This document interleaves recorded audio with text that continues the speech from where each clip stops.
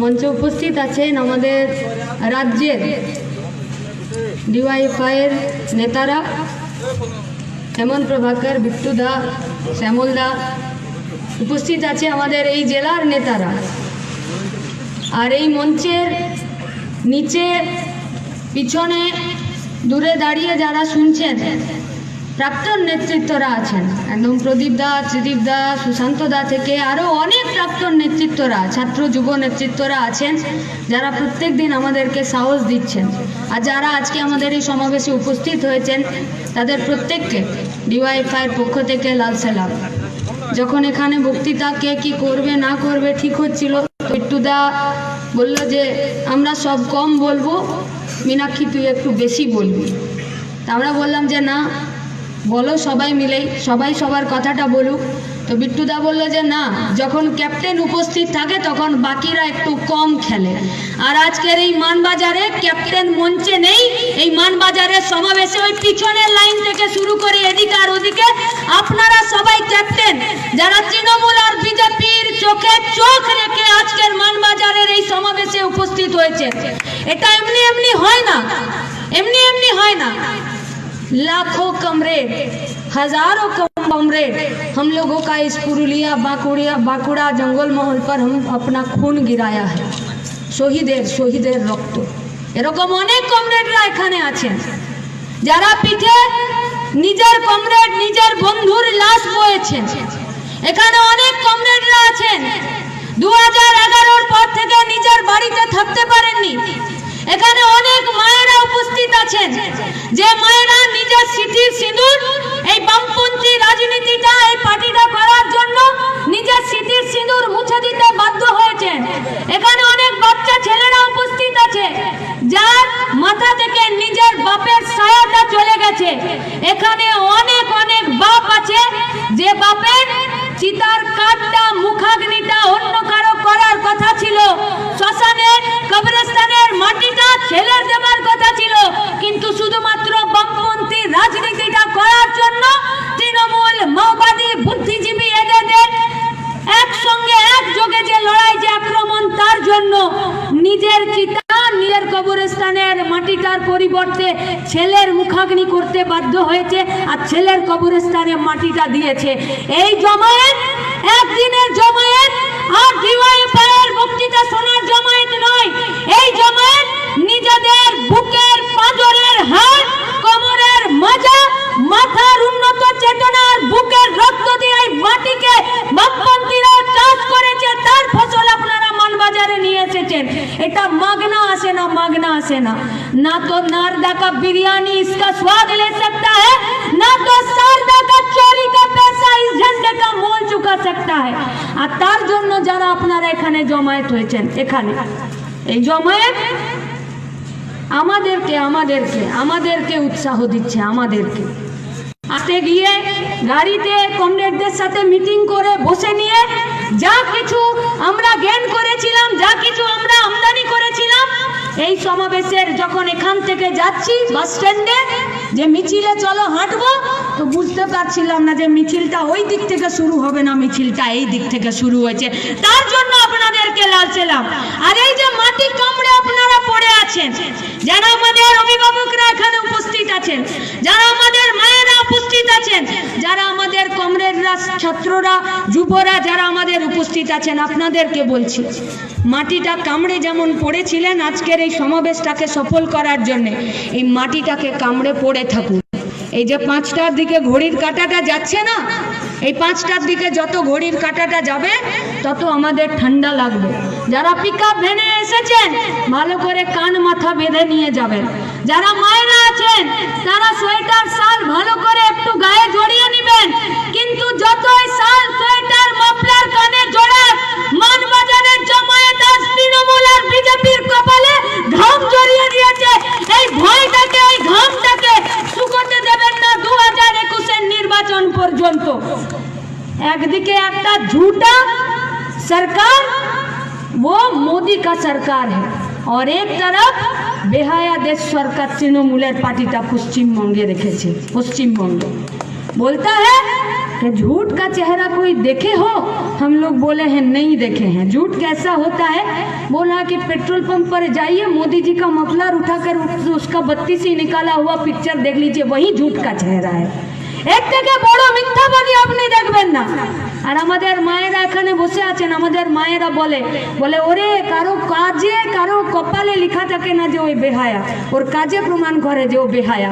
এই তৃণমূলের পার্টিটা মমতা ব্যানার্জির থেকে বেহায়া মানুষ এই পশ্চিমবঙ্গের মাটিতে কি ভারতবর্ষের মাটিতে আপনি পাবেন না।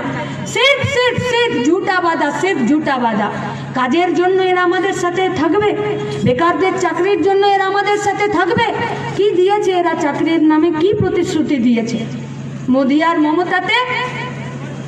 আমরা যতই বলি যে এরা আমাদের আমাদের নজর ঘোরানোর জন্য এরা হিন্দু মুসলমানের মধ্যে কথা বলে, এরা আমাদের আসল ইস্যু থেকে असली मुद्दा से ध्यान भटकाने के लिए ये लोग अपना जो चाल है वो चाल चलती है, नहीं चलती है, चले ना। এরা নিজেদের ঘোষিত এজেন্ডাতে কাজ করছে, ঘোষিত এজেন্ডাতে কাজ করছে। আর এটা আমাদেরকে নিজেদেরকে বুঝতে হবে। একদিনের সমাবেশ, আমাদের মিছিল, আমাদের মিটিং, আমাদের কথা, আপনাদের মেজাজ, এই মেজাজ, আমাদের কথা, আমাদের সমাবেশ, আমাদের ভিড়, যাদের বুকে কাঁপন ধরিয়েছে সেই কাঁপনটাকে শেষ পর্যন্ত রাখার জন্য আমাদেরকে বুঝতে হবে। এইটা ওরা ইচ্ছাকৃত করে না যে চলো একটু ঘুরিয়ে দিই, একটু সব এলোমেলো করে দিই, না, এলোমেলো করার জন্য করে না। এটা ওদের ঘোষিত এজেন্ডা। এই ঘোষিত এজেंडा वो लोग काम करते हैं। वो लोग जानते हैं कि अगर हिटलर का चाल चलना है, যদি ফ্যাসিবাদী কায়দাতে পশ্চিমবঙ্গের মাটিতে শাসন পরিচালনা করতে হয় तो एकता नहीं एक रूपता का जरूरी है। एक रूपता मतलब अपनी একটা ভাষাতেই কথা বলুন, আপনি একটা ধর্মকেই মানুন, আপনি একটাতেই পড়াশোনা করুন, আপনি একটা পার্টিকেই রাখুন, আপনি একই রকমের খাবার খান, আপনি একই রকমের জামা কাপড় পরুন। কেন? কারণ যারা ফ্যাসিবাদী কায়দায় আছে তারা বহুরূপতা এরা পছন্দ করে না, এরা বৈচিত্র্য পছন্দ করে না। এরকম কোন সরকার দেখেছেন? এরকম কোন সরকার আপনারা যে সংখ্যাগরিষ্ঠের समर्थन निए, संख्यागरिष्ठের समर्थन निए मेजोरिटी का समर्थन लेकर मेजोरिटीर पिछने बाँस देवार चेष्टा करे। दिल्लीर कृषक आंदोलन, गोटा भारतवर्षेर श्रमिक आंदोलन, छात्र युवদের কাজ, ছাত্র যুবদের আন্দোলন, এই সমস্ত আন্দোলন আজকে বোঝাচ্ছে যে যে সরকারটা দিল্লিতে আছে ওই সরকারটা আমাদের জন্য নয়। আজকে দেশের সরকার আইন বিভাগ, শাসন বিভাগ, বিচার বিভাগকে নিজেদের স্বার্থ সিদ্ধির জন্য তারা ব্যবহার করছে, নিজেদের স্বার্থ সিদ্ধির জন্য করছে না। বাবরি মসজিদ ভেঙে ফেলেছিল, বাবরি মসজিদ যারা ভাঙলো তাদেরকে ক্লিন চিট দিয়ে দিল, দেয়নি। হাতরাস থেকে শুরু করে এই পশ্চিমবঙ্গের এমন কোন সাব ডিভিশন দেখাতে পারবেন নাকি? মনিকা মাহাতোকে ভুলে যাবে পুরুলিয়া ভুলে যাবে মনিকা মাহাতোকে? আরে মনিকা মাহাতো একটা নাম, হিমশৈলের উপরে চূড়াটা, মনিকা মাহাতোর নিচে এত মনিকা মাহাতোরা প্রত্যেক দিন পাচার হয়ে যাচ্ছে পুরুলিয়া, বাঁকুড়া, বর্ধমানের বর্ডার থেকে। সেই হিসাব কেউ কোনোদিন রাখছে না, কেউ কোনোদিন রাখছে না। এটা এরকম হয় ওই মনীষা বাল্মীকি से लेकर यहाँ का মনিকা মাহাতো, किसी का भी একজনেরও কোনো খুনি, আসামি, কোনো দাগী অপরাধী কেউ ধরা পড়েছে? ধরা পড়েনি, পড়বেও না, ধরা পড়বেও না। क्योंकि आज का जो भी সমাজ অপরাধীরা আছে, যারা আজকের গুন্ডারা আছে, যারা আজকের দুষ্কৃতীরা আছে, তারা আজকে বুক ঠুকে বলছে এই দুটো পার্টি আমাদের পার্টি, আমাদের পার্টি। তাই তো গোটা পশ্চিমবঙ্গ জুড়ে কয়লা পাচার হয়, তাই তো গোটা পশ্চিমবঙ্গ জুড়ে লোহা পাচার হয়, মাটি পাচার হয়, বালি পাচার হয়, গরু পাচার হয়, এখন তো চাল পাচার হচ্ছে। কেউ আবার আলুও গুদামে রেখে বলছে আলুটাও শেষ পর্যন্ত করেনি। আলু করো, চাল করো, গরু করো, যাই করো, হাতি বেঁধে দিলেও তৃণমূলের পার্টিটাকে 2021-এর পর পশ্চিমবঙ্গে কেউ রাখতে পারবে না। আর সেইটা যাতে কনফার্ম হয় তার জন্য মাটি কামড়ে বুথে পড়ে থাকুন, বুথে পড়ে থাকুন। আজকে পঞ্চায়েতগুলোতে 100 দিনের কাজে দুর্নীতি হচ্ছে না, দুর্নীতি হচ্ছে না। আমরা তৃণমূলকে বলছি, বিট্টুদা বলেছে যে যার কোনো ছেলে নেই তার ছেলের নামেও আজকে পয়সা উঠছে। তার ছেলের নামেও পয়সা উঠছে। এটা মিথ্যে নয়। পশ্চিম মেদিনীপুরে ডিওয়াইএফআই সেখানকার গণতান্ত্রিক আন্দোলন প্রেস রিলিজ করে একটা নাম প্রকাশ করেছে, কাদের কাদের नामे 100 दिনের কাজ আর আমফানের টাকা তারা लूट করছে। लेकिन मोदी जी क्या कर रहे हैं? निर्मला सीतारमन का जब बजट का भाषण पेश कर रहे थे तब उसका भाषण नहीं सुने थे? इतना लंबा भाषण इससे पहले कोई नहीं दिया था। और जब निर्मला सीतारमन भाषण दे रही थी तो पीछे पूरा सदन का एक भी मेंबर तारा जेगे থাকেনি, তারা সব ঘুমিয়ে গেছিল। বললো কেন? বললো ভারতবর্ষের অর্থনীতিও ঘুমিয়ে আছে, ভারতবর্ষের শাসন ব্যবস্থাও ঘুমিয়ে আছে, তো এমপিরা কেন জেগে থাকবে? ওরাও ঘুমাচ্ছে।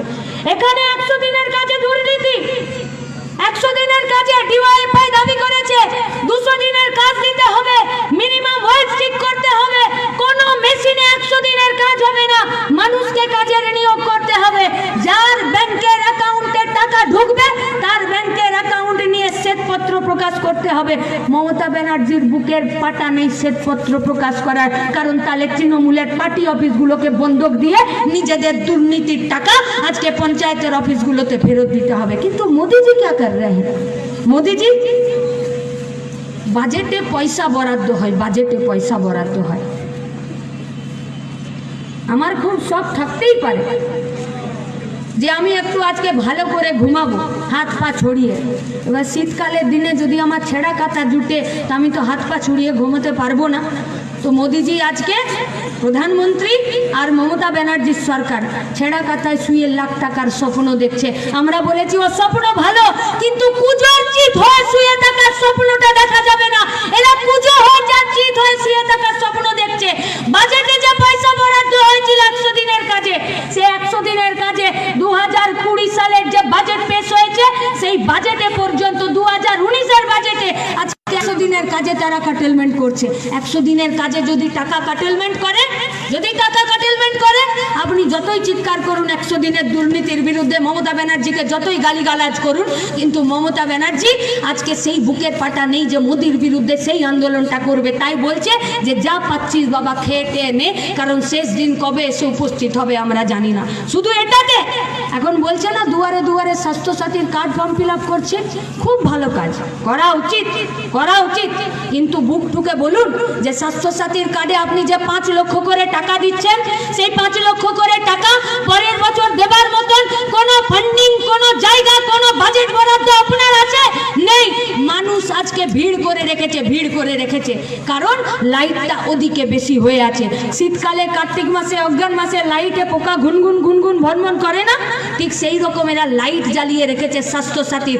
আমাদেরকে ওই লাইটের পিছনে বড় অন্ধকারটা এলাকায়, বুথে, পঞ্চায়েতে বসে দেখিয়ে দিতে হবে যে লাইটটা তোমাকে দেখাতে চাইছে সেই লাইটটা 2021-এর নির্বাচনে জেতানোর জন্য জোর করে লাইটটা জ্বালানো আছে। ওই লাইটটা জেনারেটরের যে তেলে চলছে সেই তেলটা আর কিছুক্ষণের মধ্যেই শেষ হবে, লাইট অফ হবে, চারিদিকে অন্ধকার হবে, কোনো পোকা ভনভন করবে না। বোঝাবে কে? বলবে কে? কোন এলাকাতে কে যাবে? কেউ কারো কোনো কথা नहीं। इसीलिए आज दिल्ली का सरकार वो भी अपना काम कर रहा है और ममता बनर्जी भी अपना काम कर रही है। मोदी का सरकार যেখানে একটু লাভ আছে সেই লাভজনক সংস্থাগুলো বেচে দিচ্ছে, এলআইসি, আইডিবিআই ব্যাংক। কারা ধার দিয়েছিল? আইডিবিআই ব্যাংক থেকে কাকে ধার দিয়েছিল? রিলায়েন্সের নাবলকে ধার দিয়েছিল। রিলায়েন্সকে কত টাকা ডুবিয়ে দিল? 80% টাকা ডুবিয়ে দিল। মোদিজি এলো, এসে বললো এলআইসি থেকে আইডিবিআই কে বাঁচাতে হবে। 21,000 কোটি টাকা এলআইসি থেকে রিলায়েন্সের নাবল কোম্পানিকে দিল। বললো এতে হচ্ছে না, কেন্দ্রের সরকার মিলে আরো একটা ফান্ড তৈরি করো। 9,000 কোটি টাকার ফান্ড তৈরি করলো। সেই ফান্ডে এলআইসি কে কত টাকা দিতে বললো? 4,735 কোটি টাকা দাও। ঠিক আছে, আইডিবিআই ব্যাংক বাঁচলো? আইডিবিআই ব্যাংকে যে ছেলেগুলো চাকরি করছিল তাদের চাকরিটা আছে? আইডিবিআই ব্যাংকের সোর্সে যারা ওই ব্যাংকে টাকা রেখেছিল তাদের টাকা ফেরত দিল না। পাঞ্জাব ন্যাশনাল ব্যাংক কে পয়সা নিয়ে গেল? নীরব মোদি পয়সা নিয়ে গেল। 8,000 কোটি টাকা কেন্দ্র সরকার মোদি আবার এলআইসি কে ডাকলো, বললো পাঞ্জাব ন্যাশনাল ব্যাংক তুমি বাঁচাও। পাঞ্জাব ন্যাশনাল ব্যাংক বাঁচলো, 8,000 কোটি টাকা নীরব মোদী নিয়ে পালিয়ে গেল।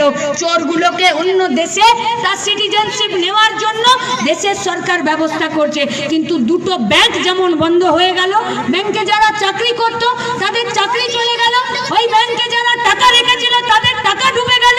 আর তার সাথে কে ডুবলো? তার সাথে LIC ডুবলো।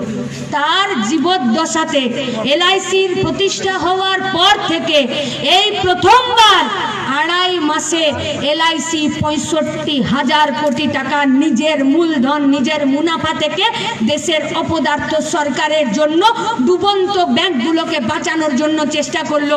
আজকে LICতে যারা LICর এজেন্ট এখানেও আছেন বা যারা LICতে আপনারা টাকা রেখেছেন, সেই LICটাও আজকে পুরোপুরি বিক্রি করে দেবার চেষ্টায় আছে।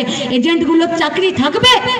যারা LICতে টাকা রাখছে তাদের টাকা রাখবে থাকবে? যারা দূরে বসে বিজেপি আর তৃণমূলের লোকজনরা আমাদের ভাষণ শুনছেন আর ভাবছেন এরপরে অন্য কোন নেতাকে নিয়ে এসে এখানে পাল্টা গরম গরম আরো কিছু ভাষণ দেওয়াবো, আমরা এখানে মানবাজারের কাছে তাদের কাছে বলে যাচ্ছি যে যতই দূর থেকে হাসো আর ভাবো, 7% আছে বিধানসভা নির্বাচনে লেজটুকু চলে যাবে। তোমরা এটা মনে রেখো, 7% হলেও হাতি বসে গেলেও তোমাদের গাধাদের থেকে আমরা উঁচুতেই থাকবো। ছিলাম লড়াইয়ে, আছি লড়াইয়ে, থাকবো লড়াইয়ে। যা যা দুর্নীতি করছো সেই দুর্নীতি মানুষের দরজায় নিয়ে যাব, মানুষের দরজায় নিয়ে যাব। আজকে किसान बिल के खिलाफ, किसान आइन के खिलाफ पूरा भारतवर्ष का एक किसान आंदोलन तैयार हो रहा है। सिर्फ किसान आंदोलन, आज दिल्ली का सरकार ये बोल रहा है, क्या बोल रहा है? दिल्ली का सरकार आज ये बोल रही है कि किसानों को बरगलाया जा रहा है, আমাদের বিরুদ্ধে কৃষকদেরকে ভুল বোঝানো হচ্ছে। আমরা বললাম কি ভুল বোঝাচ্ছে? তোমার বেস্ট ফ্রেন্ড কে ছিল? হে এনডিএ গভর্নমেন্টের পুরনো বন্ধু পাঞ্জাবের আকালি দল আছে তোমার সাথে। আকালি দল হাত ছেড়ে পালিয়ে গেছে। হরসিমরত কৌর কে ছিল? ক্যাবিনেট মিনিস্টার, ছেড়ে চলে গেল মন্ত্রিত্ব ইস্তফা দিয়ে। বলল আপনি ছেড়ে কেন দিলেন? বললেন জবে থেকে বিল এসেছিল তবে থেকে 2.5 মাস ধরে कृषकरा दिल्ली ते पंजाबे हरियाणा ते लड़ाई करछे। सरकार का पास टाइम नहीं हुआ कि उन लोगों के साथ बात करे। क्यों? हम लोग बोले इतना गुस्सा मत कीजिए, इतना गुस्सा मत कीजिए। मोदी का ये आदत नहीं है कि दूसरों का बात सुने। आज के 6 বছর হতে চললো, কোনো প্রেস মিট দেখেছেন মোদির? দেখেছেন কোন প্রেস মিট? বুকে কলেজা থাকবে তবে প্রেস মিট করবে, একটা প্রেস মিটের সামনে আসতে পারবেন না। কখনো কখনো ভাবছেন যে আমি দাড়ি বাড়িয়ে নিয়েছি, করোনাতে আমি দাড়ি বাড়িয়ে নিয়েছি। আরে দাড়ি বাড়ালে কেউ কেউ ভাবতেই পারে যে আমি রবীন্দ্রনাথ ঠাকুর হয়ে গেছি, কিন্তু যদি ভুলে যায় তো মুশকিল আছে। ছাগলেরও কিন্তু দাড়ি বাড়ে, ছাগলেরও দাড়ি বাড়ে।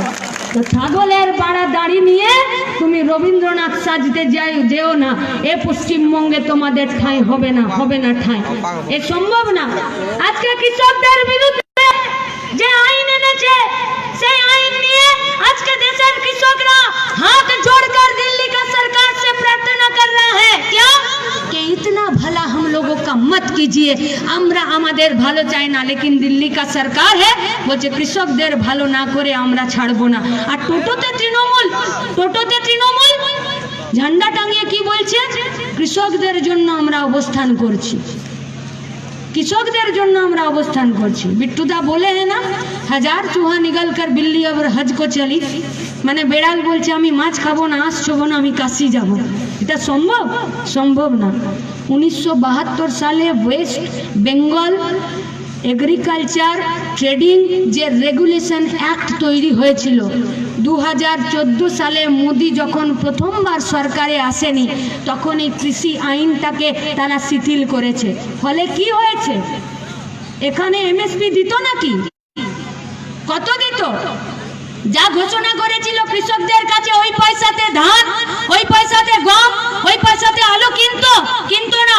2014 8 ডিসেম্বর পশ্চিমবঙ্গ কৃষি আইন, বিপণন কৃষি আইন এটাকে পাস করালো। 2016 জানুয়ারিতে রাষ্ট্রপতির কাছে সেই আইনটাকে পাস করাতে, সই করাতে পাঠালো। আর 2016 পরে আজকে আলুগুলো গুদামে পৌঁছছে। আজকে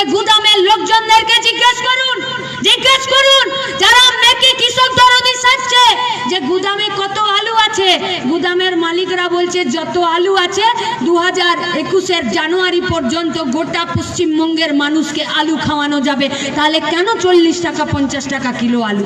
কে বলবে এর কথা? लेकिन सवाल पूछने पर इन लोगों का এদের গায়ে চুলকানি হয়ে যায়, র্যাশ বেরিয়ে যায়, এদের গায়ে র্যাশ বেরিয়ে যায়, চুলকানি হয়।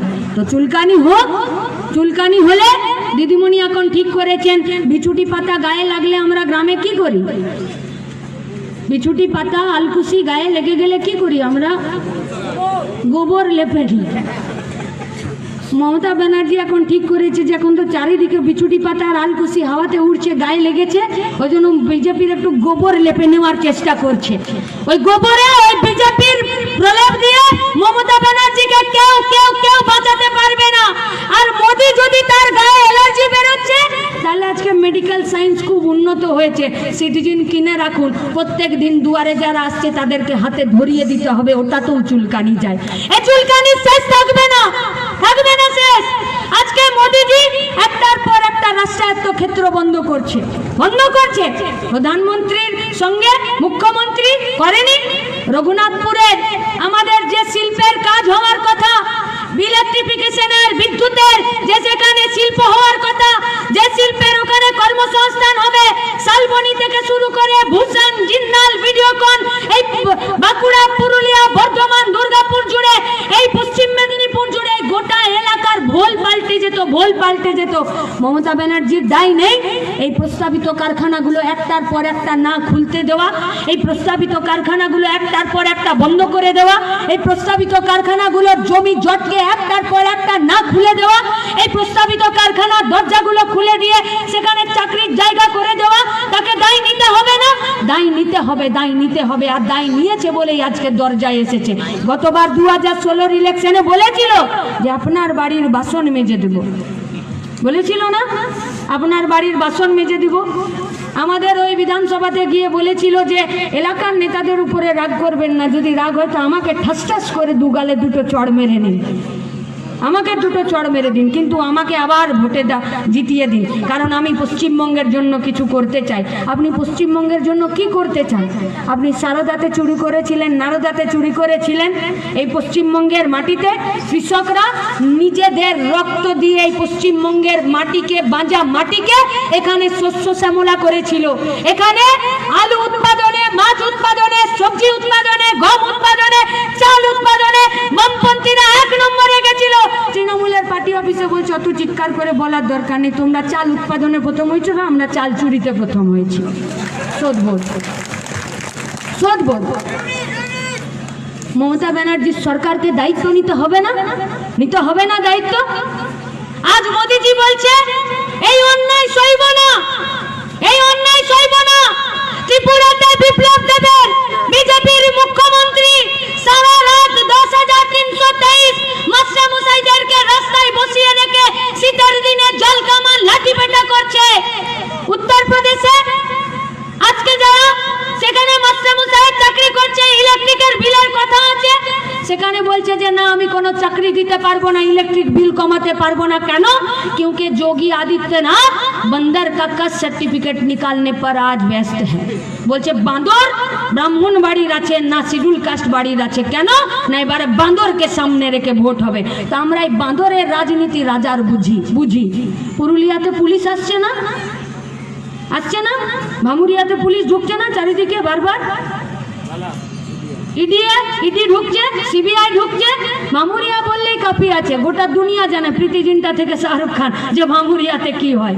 আর মমতা ব্যানার্জির তালির চালাতে যে কোটি টাকার ভাইপোর নাদুস নুদুস গাবলু গুবলু ভাইপোর টালির বাড়িতে যে কোটি টাকা ঝাড়বাতিটা ঘুরছে, ওই ঝাড়বাতিতে পুরুলিয়ার টাকা আছে, ভামুরিয়ার টাকা আছে।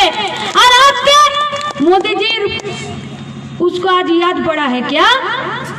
এত অন্যায় আমি সইব না। কেন না পুরুলিয়া, বাঁকুড়া, বর্ধমান থেকে, রানীগঞ্জ থেকে, আসানসোল থেকে প্রচুর কয়লা চুরি হচ্ছে। আরে আমরা জানি বাঁদর রাজসভায় বসলে বাঁদরের মাথায় ছড়ি মেরেই বসে। আর বাঁদরকে যখন রাজা রোজ ছড়ি মারে তো বাকিরা দেখে অবাক হয়ে যায়। বলে রাজা এত ভালো কিন্তু বাঁদরকে রোজ ছড়ি কেন মারে? তা একদিন কেউ সাহস করে বলেই দিল, বললো বাঁদরকে কেন আপনি ছড়ি মারছেন? ও বেচারা তো সাদা সিধে চুপচাপ বসে থাকে। বললো ঠিক আছে, আমি মারবো না ছড়ি। বাঁদর তো সেদিনকে বসে নিয়ে অবাক যে কি ব্যাপার, আমার কপাল খুলে গেল নাকি, আমাকে তো আর ছড়ি মারলো না। কিছুক্ষণ পরে বাঁদরের পায়ে, রাজার পায়ে চুলকে দিল, তো राजा पाटा सरिए नील।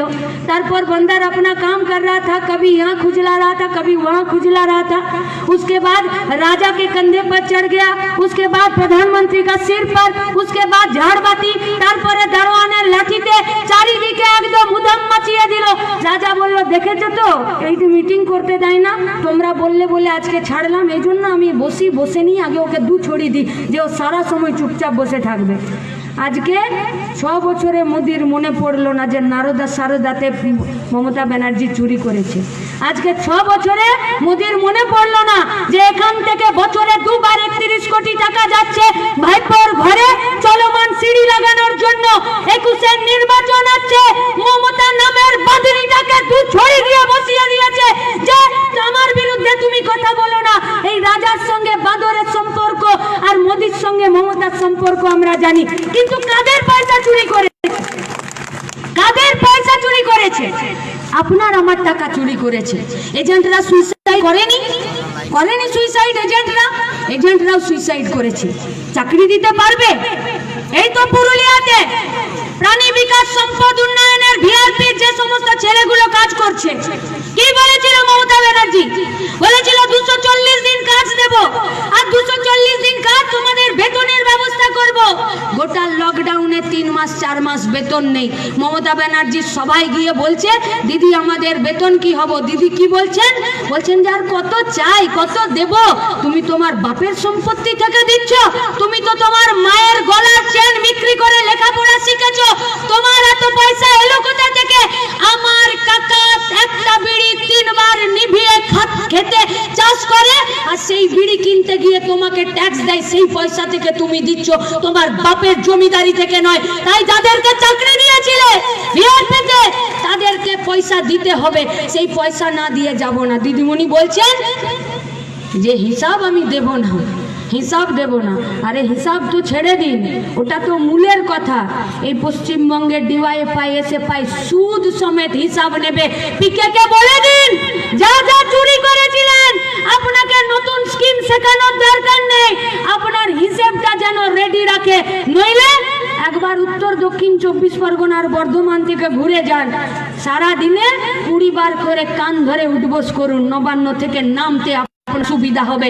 কারণ পশ্চিমবঙ্গের ছাত্র যুব কৃষক শ্রমিকরা জোট বেঁধেছে। চাকরি দেবে এরা, চাকরি দেবে। আজকে এসএসসিতে 7 বছর ধরে যাদের নাম পরীক্ষা, যাদের ভাইবা, যাদের ভেরিফিকেশন, যাদের প্যানেলে নাম, কি হলো তাদের? অপদার্থ সরকারের দুর্নীতির দায়ে আজকে হবু শিক্ষক শিক্ষিকারা সুইসাইডের দোরগড়ায় যাচ্ছে। আরে সরকারে আসার জন্য একটা চম্পলা সর্দার ছিল, সরকারে আসার পর প্রত্যেকটা সাব ডিভিশনে একটা করে চম্পলা সর্দার হয়েছে। আজকে সরকারে আসার আগে একটা দুটো লাশকে নিয়ে রাজনীতি করেছে, আজকে সরকারে আসার পর প্রত্যেক দিন হাজার হাজার লাশের উপরে রাজনীতি করছে। সেই লাশ আজকে নিচের দিকে জমা পড়ে যাচ্ছে, সেই লাশের হিসাব নিচ্ছে না। আপনাকে শুধুমাত্র চুরির হিসাব নয়, আপনাকে ওই লাশেরও হিসাব দিতে হবে, লাশেরও হিসাব দিতে হবে। কে দেবে হিসাব? কে নেবে হিসাব? এই সমাবেশ থেকে যারা আপনারা এসেছেন তাদেরকে হিসাব দিতে হবে। এই বামপন্থা, এই ডিওয়াইএফআই এসএফআই এর লড়াই এমনি লড়াই হয়নি, এই পশ্চিমবঙ্গে এই এসএফআই ডিওয়াইএফআই এরাই লড়াই করে নিয়ে, এরা যদি হলদিয়া পেট্রোকেমিক্যাল করেছে, এরা যদি বজবজ করেছে, এরা যদি রাজারহাট নিউ টাউন করেছে, তো প্রতি বছর এসএসসিতেও নিয়োগ করেছে, হেলথ সেন্টারে চাকরি দিয়েছে, হসপিটাল বানিয়েছে, চাকরি দিয়েছে, প্রাইমারি স্কুলে চাকরি দিয়েছে। ক্রেডেন্সিয়াল বলছে বুদ্ধদেব ভট্টাচার্য ডিওয়াইএফআই এর প্রতিষ্ঠাতা সম্পাদক এখনো হসপিটালে আছেন, এখনো হসপিটালে আছেন। দেখলাম ফেসবুকে তিনি লিখেছেন বা ওনার কথা কেউ বলেছেন যে আমি আমার বইটাকে লেখালেখিটাকে শেষ করতে চাই। আমরা আমাদের প্রাক্তন সম্পাদক প্রতিষ্ঠাতা সম্পাদকের দ্রুত আরোগ্য কামনা করছি।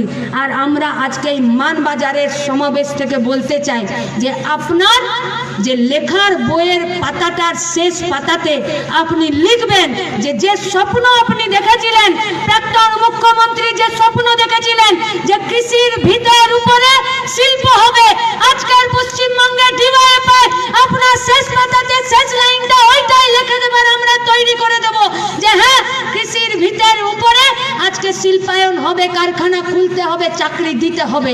আর চাকরি একমাত্র বামপন্থীরাই দিতে পারবে, বামপন্থীরাই দিতে পারবে। বামপন্থীরা ছাড়া আর কেউ এই চাকরি দেবার জায়গাতে নেই। যারা এই নিজেদের মধ্যে লড়াই আছে, নিজেদের মধ্যে প্রত্যেক দিন কুস্তিতে আছে, সেই কুস্তি একদিন ঠিক হয়ে যাবে, ঠিক হয়ে যাবে কুস্তি।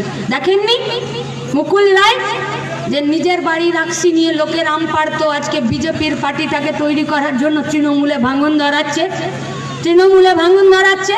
প্রত্যেক দিন উজ্জ্বলরা বলছিল না ও নৌকা ফুটো হয়ে গেছে, আর ফুটো হয়ে গেলে ইঁদুররা ঝপাঝপ কোপ মেরে ঝোপ মেরে দেয়, বুঝে যায় যেই ঝোপ বুঝেছে সেই কোপ মেরেছে। তো এরকম প্রচুর ইঁদুর পাবেন, আরো ইঁদুর পাবেন, আরো ইঁদুর। সেটা শুভ্রাংশু রায় হতে পারে, সেটা অর্জুন সিং হতে পারে, সেটা জঙ্গল মহলের ডাকুতে পুলিশ হতে পারে, ভারতী ঘোষাল। আজকে সবাই নিজের জায়গা পরিবর্তন করছে, কিন্তু সব হাতে কাজ, সব পেটে ভাতের দাবিতে এই সমাবেশের আশা কম বয়সী মুখগুলো তারা কিন্তু নিজেদের জায়গা অবস্থান পাল্টায়নি। লড়াইটা চলবে শেষ পর্যন্ত, লড়াইটা চলবে শেষ পর্যন্ত। নাটবল্টু দেখেছেন? নাটবল্টু যে কোনো কল, যে কোনো নাটবল্টু কোন দিকে খোলে বলুন তো? কোন দিকে খোলে? বাঁ দিকে খোলে। মমতা ব্যানার্জি আর বিজেপি এরা পশ্চিমবঙ্গের ভবিষ্যতে, বেকার যুবক যুবতীদের ভবিষ্যতে, এখানকার কৃষক, এখানকার শ্রমিকদের লড়াইয়ে আন্দোলনে যে নাট বল্টুটা টাইট করে রেঞ্জ দিয়ে লাগিয়ে দিয়েছে, সেই রেঞ্জটাকে বাঁ দিকে খোলার জন্য, বাম পথে যাবার জন্য, বামপন্থী লড়াই আন্দোলনকে আরো বেশি শক্তিশালী করার জন্য মাটি কামড়ে পড়ে থাকুন, মাটি কামড়ে পড়ে থাকুন। 1 ইঞ্চি ফাঁকা দেবেন না কাউকে, 1 ইঞ্চি ফাঁকা দেবেন না। হ্যাঁ আমরা জানি করোনার পরিস্থিতি চলছে, আমিও সারাক্ষণ মাস্ক পরে আছি। কেন না? আমারও ভয় আছে। কেন ভয়? যে যদি করোনা হয়ে যায় তো 14 দিন বাড়িতে আমাকে থাকতে হবে, 14 দিন বাড়িতে থাকতে হবে। ভয় আপনারাও পান। এ সমাবেশ, সে সভা আমরা করতে চাই না, কিন্তু মানুষের পেটে আর মানুষের পিঠে যখন লাঠি পড়ে তখন যে সরকার মানুষের দাবিকে অগ্রাহ্য করে মানুষের উপরে শাসকের জনস্বার্থ বিরোধী নীতির বুলডোজার চালাতে চায়, সেই বুলডোজারের চাকাকে আটকে দেওয়ার জন্য মানুষকে রাস্তায় নামতে হয়। নেমেছেন রাস্তায়, কিন্তু মাস্ক पहनुन। কেন? क्योंकि ये कोरोना का जो बीमारी है ये बहुत जानलेवा बीमारी है। एक बार पकड़ेगा तो अमिताभ को भी नहीं पहचानता और टोटो वाला को भी नहीं पहचानता। उसके लिए जो अमिताभ है वही टोटो वाला है, क्योंकि बहुत जानलेवा बीमारी है। लेकिन इस कोरोना का दवाई, इस कोरोना का वैक्सीन आज नहीं तो कल बाजार पर आएगा, मार्केट पर आएगा ना? আসবে না করোনার ওষুধ? আসবে তো। আর সেদিনকে ওষুধ আপনি আমি সবাই পাবো সবাই। কিন্তু এই দিল্লির গদিতে যে মোদি ভাইরাস বসে আছে, আর পশ্চিমবঙ্গের গদিতে যে মমতা ব্যানার্জির ভাইরাস বসে আছে, ও করোনার থেকেও বিপজ্জনক। আর ওর ভ্যাকসিন বের করতে গেলে মানবাজারের 3টে লোকাল কমিটির অভ্যন্তরে প্রত্যেকটা পঞ্চায়েতে দুর্নীতির বিরুদ্ধে সরব হন। कोई माई का लाल का हिम्मत नहीं है आपके सामने आंख उठाकर आपके सामने खड़ा हो जाए, होबे ना। এই ক্যাপ্টেন